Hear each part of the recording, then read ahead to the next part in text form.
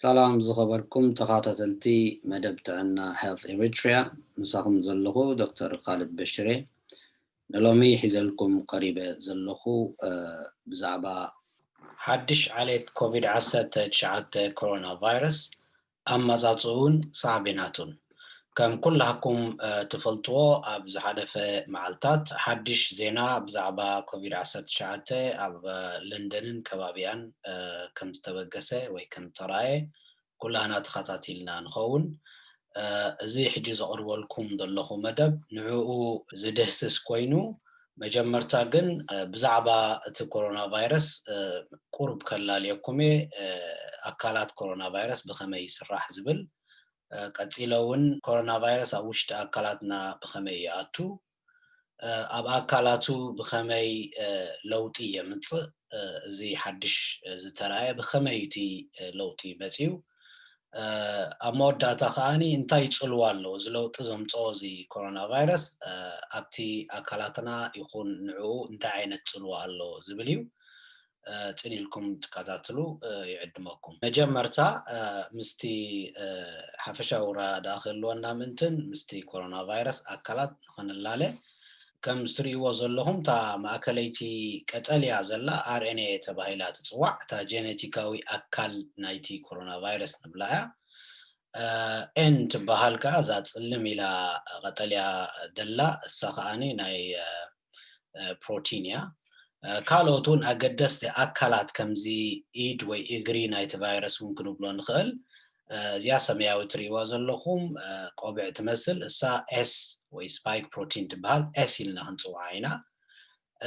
ኣብዚኣ ቢጫ ትሪእዋ ዘለኹም እውን ኤንቨሎፕ ፕሮቲን ትበሃል ኣብዚ ክጥዕመና E ክንብላ ኢና ኣብ መወዳእታ ከዓኒ እዚኣ ናይ ወይኒ ሕብሪ ዘለዋ ትመስል ፐርፕል ንሳ ከዓኒ ሜምብሬን ፕሮቲን ትበሃል M ኢልና ክንፅውዓ ኢና ስለዚ ዝሓፈሻዊ ኣካል ናይ ኮሮና ቫይረስ እዩ ሕጂ እንድሕር ኣብ እቲ ውሽጢ ኣካል ናቱ ክንርኢ ፈቲና ኣብቲ ጀነቲካዊ ኣካል ዝበሃል እዚ ቀጠልያ ትሪእዎ ዘለኹም ማለት እዩ ኣብ ውሽጢ እንድሕር ኣቲና ርኢናዮ እዚ ሓበሬታ እዚ እዩ ዘሎ ኣብቲ ውሽጢ እዘን ትሪእዎን ዘለኹም ፊደላት ዝተፈላለያ እንድሕር ኣብ ውሽጢ ደጊምና ኣቲና ርኢናዮ እዚ ፊደላት ንሪኦ ዘለና ድተሰርሐ እዩ እቲ ጀነቲካዊ ኣካል ናቱ እተን ፊደላት ከዓ ኣርባዕተ እየን ግን ብዙሕ ግዜ ይደጋገማ ማለት እዩ እዚአን ACGT ይበሃላ ብዙሕ ግዜ ይደጋገማ እቲ መስርዕ ናተን ከዓኒ ወሳኒ እዩ ድሕር ጌጋ መስርዕ ተገይሩ ካልእ ቫይረስ ክኸውን ይኽእል እዩ ስለዚአን ከም ሓበሬታ ምእንትን ክንፈልጠን እዚአን ኬሚካል እየን ኣብ ውሽጢ እቲ ጀነቲካዊ ኣካል ናይቲ ኮሮና ቫይረስ ኬሚካላት ነንበይና ዓይነት ኬሚካላት እየን ክሳብ 30,000 ዝኾና እዘን ኬሚካላት ኣብቲ ውሽጢ ጀነቲካዊ ኣካል ናይቲ ቫይረስ ኣለዋ ሕጂ ትሕቶ እንታይ እዩ ኣካላት ኮሮና ቫይረስ ብኸመይ ይስራሕ እዩ እንድሕር ክርዳኣና ኮይኑ እቲ ለውጢ ዝመፀ እንታይ እዩ ብኸመይ መፅኡ መጀመርታ ኣካላት ናይ ኮሮና ቫይረስ ብኸመይ ይስራሕ ክንፈልጥ ኣለና ስለዚ እታ ቀጠልያ ዘረኣኹኩም ጀነቲካዊ ኣካል ትበሃል ስጋዕ 30,000 ፊደላት ዝሓዘት እዚኣ ማለት እያ ንሳ እዚኣ ነዚ ኮሮና ቫይረስ ኩሉ ኣካላቱ ትሰርሕ ግን ብኸመይ ጌራ ትሰርሖ ኢና ክንርኢ ደሊና መጀመርታ ስለዚ ኣብ ዝተፈላለየ ክፋል ናይዚኣ ጀነቲካዊ ኣካል ንነፍሲ ወከፍ ኣካል ናይቲ ቫይረስ ዝሰርሕ ሓበሬታ ኣሎ ንኣብነት እንድሕር ርኢና እዚኣ ዓንተወይ ዝረኣናያ S ትበሃል ዝብልናያ እዚኣ ነታ ቆቡዕ ትሰርሕ ሓበሬታ ትርከበላ ቦታ እያ ካልኦት እውን ኣለዋና እዛ E ዝበልናያ እታ M ዝበልናያ ዓንተወይ ወካልኦት እውን ተወሳኺ ኣለዋ N ኢልና ዝፀዋዕናያ ኣብ መወዳእታ ከዓኒ እዚኣተን ከዓኒ ነቲ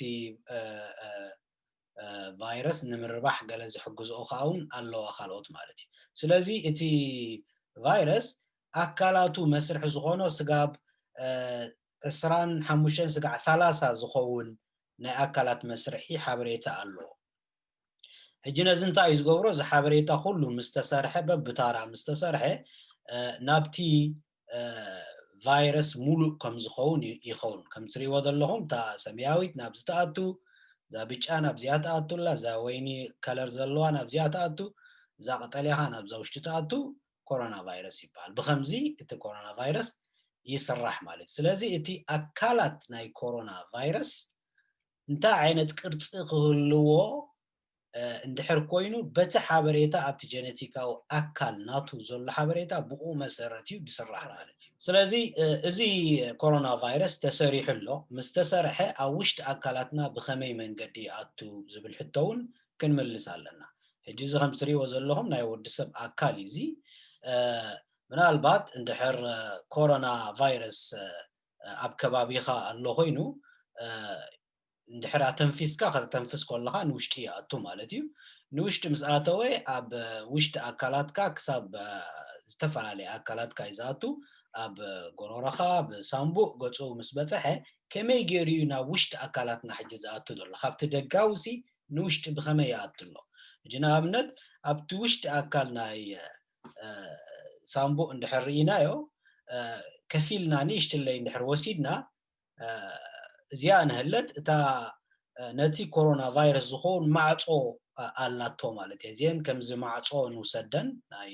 መፍትሕ ዘለዎ ማዕጾ ሕጂ እቲ ኮሮና ቫይረስ ኣብ ኣካላትና ክኣቱ እንከሎ እንታይ ዝገብር መጺኡ ነቲ ማዕጾ ከምዚ ይኹሕኩሕ ክላገብ ምእንትን ማለት እዩ ሽዑ መወዳእታ ሓንቲ ካብተን ቆቢዕ ናቱ እዘን ቆቢዕ ዘለዋ ትሪእዎን ዘለኹም ከምዚ መፍትሕን እታ መፍትሕ ልክዕ ነታ ማዕጾ ናይ ኣካላትና ዘላ ትገጥም ማዕጾ እያ እሳ ድሕር ደይገጠመት ኣይኣቱን እዩ ስለዚ ኣጋጣሚ ኮይኑ ትገጥም ስለ ዘላቶ በዚኣ ገይሩ ሓደ ሓደ መስራሕ ኣሎ ንውሽጢ ኣካላትና ይኣቱ ውሽጢ ኣካላትና ምስ ኣተወ ግን ሓንሳብ ናብቲ ደም ምስ ኣተወ ናብ ኩሉ ክዝርጋሕ ይኽእል ማለት እዩ ስለዚ እዚ ብሕፅር ዝበለ ከመይ ገይሩ እቲ ኮሮና ቫይረስ ኣየናይ ኣካል ናቱ ምስ ናህና ኣካል ረኸብ ዘርኢ ማለት እዩ እዚኣ እታ ኤስ ዝበልናያ ማለት እዩ በታ ኤስ ገይሩ መፍትሕ ናቱ ብኣ ይኣቱ ብድሕሪ እዚ ሕጂ ኮሮና ቫይረስ ኣብ ኣካላቱ ብኸመይ ለውጢ ዘምጽእ ዝሕቶ እዚ እንድሕር ክንምልሶ ኮይና ተመሊስና ናብቲ ጀነቲካዊ ኣካል ዝበልናዮ ቀጠልያ ናብ ውሽጢ ሕጂ ክንኣቱ ኢና ክንሪኦ ማለት እዩ ሕጂ እንድሕር እቲ ውሽጢ ከምቲ ሓንቲ ወይ ዝረኣናዮ ተን ፊደላት ትሪእዎን ኣለኹም 4 ተደጋጊመን ዝፀሓፋ ስጋዕ 30,000 ኣለዋ ብተፈጥሩ እዚ ቫይረስ እንታይ ይገብር እዩ ካብዚኣተን ክራባሕ እንከሎ ሓንሳ ጌጋ ይገብር ሓበሬታ ጌጋ ይኸውን ሽዑ ሓንቲ ለውጢ ካይዱ ሕጂ ብፀብጻብ እዞም ተመራመርቲ ብገምጋም እንታይ ይብሉ ክሳብ ኣወርሒሲ ሓንቲ ለውጢ የካይድ ገለ ዝብል ፀብጻባት ኣሎ ስለዚ እዚ ለውጢ ክካይድ ከሎ ግን ገሊኡ ንዕኡ ዘየርብሖ ይመውት ወይ ድኹም ይገብሮ ገሊኡ ለውጢ ከዓኒ ብዕድል ዝገብሮ ከዓኒ ንዕኡ ዝጠቕሞን ሓያል ዝገብሮን ዝሕግዞን ይኸውን ማለት እዩ ስለዚ ኣብ ውሽጢ ሕጂ እንድሕር ርኢናዮ እዚ እተን ለውጢ ዝገበረን ኣብዚ ናይ ዓዲ እንግሊዝ ይኹን ኣብ ካልእ ዝውረ ዘሎ ሓድሽ መፂኡ ዝበሃል ለውጢ ኣካይዱ እቲ ለውጢ ዘካየዶ ከዓ እንታይ ኣብዚ ናይ እታ ኤስ ዝበልናዮ ዓንቲ ወይ ኣብኡ ለውጢ ኣካይዱ ብሓፈሻ ክሳብ 17 እዘን ፊደላት ትሪእዎን ዘለኹም 17 ፊደላት ለውጢ ገይሩ ካብተን 17 ግን እተን 8 ኣብታ ኤስ ዝበልናዮ ዓንቲ ወይ ቆቢዕ ናይቲ ኮሮና ቫይረስ እታ መእተዊቱ ናብ ኣካላትና ናብኣ ለውጢ ገይሩ ማለት እዩ ሕጂ እታ ለውጢ ዝገበራ እንታይ ሓንቲ ለውጢ ዝገበራ እተን ፊደላት ወይ እንታይ ኬሚካል ካብ ኤ ናብ ቲ ቀይርዋት ሓንቲ ኣብቲ ሓንቲ ከዓኒ ኣብቲ ጥቓ እዚአን ክልቲአን እተን ኤስ እየን እቲ ሓንቲ ከዓ ካበይ ቀይርዋ ካብ ሲ ናብ ኤ ኬሚካል ቀይርዋ እዘን ክልተ እዚአን ምስ ቀየረን ካልእ ዓይነት ኮሮና ቫይረስ ክኸውን ክኢሉ እዚ ሕጂ ብቐጥታ እንድሕር ለውጢ ዘየካየደ ከምዚ እዩ ዝሰርሕ ማለት እዩ ምናልባት ግን እንድሕር ለውጢ ካይዱ ንኣብነት ተዓንቶ ወይ ዘርኣኽኹም ካብ ኤ ናብ ቲ ዝለወጣ ኣብዚኣ ንህለትና ሓንቲ ከዓኒ ካብ ሲ ኬሚካል ናብ ኤ ቀይርዋ ዝበልኩም ከ ኣብዚኣ ንህለት ሕጂ እዚአን ለውጢ እንድሕር ገይሩ ነዚኣ ድሰርሓ ዘሎ ከዓ ቁሩብ ለውጢ ይኾና ማለት እዩ ንኣብነት ሕጂ ከም ትሪእዎ ዘለኹም እዛ ኣብዚኣ ለውጢ ሓበሬታ ዝገበራ ኣብቲ ኣካሉ ክትኮን ከዓ ትልወጥ زياون كالا الله حبريتا أبتا أكالو تكون كولا تلوت أقاتام كوين حجي زنزلوت أن نربحو زخنا خوينن ويكالتي فخر رابع دي ويكالتي فخر لابع دي تقم زلون كوينن حجي نرينينا من البات انتاي كخون يخل جن حنسا زلوت مستخايرة تي أكل نايت فيروس حجي كله خمسري ودلهم زيادة لو تخيق برهولي أبزياخا لوط مس قبل حجين ترينا كلن تنقوبع تناي لوط إز قبرن ملكت ألمت نري تحنتقا ملكت صعدو نري مالتي هجي خابت لوط انتاي زي أبتي مئتاو زحقزو إيو يسالو تقولو زخاني أبتي مسرح كآتون كله ويكالتي فوتي مسرح ككاين زحقز مالتي زنكلتا لوط إز قبرن حجبت أكلاتنا خريو خلنا خم تعنتوي زرعنايو انتايو حدا سب اندحر طغا زحاممه ويدما بحدا بوطا وشتي حاميمو زتنفصل لسب طغو تغونكا ات فيروس ناباخا يمص مالتيو مستستنفس او وشتا أكلاتكا ياتو خم تعنتوي زبلناي مالتيو بدحريو بتا وشتا أكلاتكا نابتي أكل وشتي سامبو يخون وي سلس دلونا واهيو نبلوم بخمي أطيلنا كم زناي معصو اللو حجتا عنتوي زنبرت معصو زراخم ما زن صلامن صعدانا ينبرن سلازن تايو قسي يلو ياتو نيرو مالتيو حجي خمتي حبريتا مصنعتي غنا يكايد يدلو كمتي كساب حج زلو حبريتا غن انتايو منالبات ازين كلت لوط زكايدن ذا صلامن صعدان تريون زلوهم اب اكالات لوط اكايدن أقاتم كوينو نتي كورونا فيروس تقيمونو بصبوق كقطما كلتين زاناي معصو زبالنا زاناي مفتح زبالنا صبوق غيرن قطيمن قلطيفو خمزاتو خغبرلو يخيليو زبل أرأي يالو كساب حجي بزي مخنياتي خامنال با لبدا قلطيفو نابسبات زمحلالف زلو زبل أرأي يالو مالتي تمصنعت جن استيل قصالي زلو منالبات حجي بزح حطوطات كالعاليو أب زمت زلو سومون بقطتا زمحلالف ناي ويبينار استوم هروخ نقبر مدبال لنا قرحانت منالبات ترقاقي ما تحتت حطو زلانتا نتي ناهنا ناي مكل خال عقمي يتصلو دي اي تصلوون دي نتي كتابت كخمي يزبل حطو يغربيو منالبات نعا حجي تملس حانتنيش تيكريكم نسها انت ازي قيح تري وزلهم دم زم حلالف متني ايزي اجي منالبات فيروس اذا عينت فيروس دتلوط مسزاتو او وشت اكلاتنا خنطق محجي تقصنايو صعدو وحيوتات አለው ነዚ ዝቃለሱ ሳቶም ካንታ የምዝገብሩ ሓበሬታ ሁሉ ምስአከቡ አንጻር ናቱ አንቲቦዲ ዝባሃል መከላኸሊ ይሰርሑ ዞም አንቲቦዲ እዚኦም ምስሰርሕዎ እንታይ ይገብር ማለት እዩ እዞም አንቲቦዲ ኸይዶም ይኸብዎ ነቲ ቫይረስ ካልኣይ ግዜ ንኻልኦት ከየጥቅዕ ክብብ የብልዎ ሕጂ እንድሕር ኣስተባሂልኩም ብዙሕ ዓይነት አንቲቦዲ ይስራሕ ወላ እኳ እቲ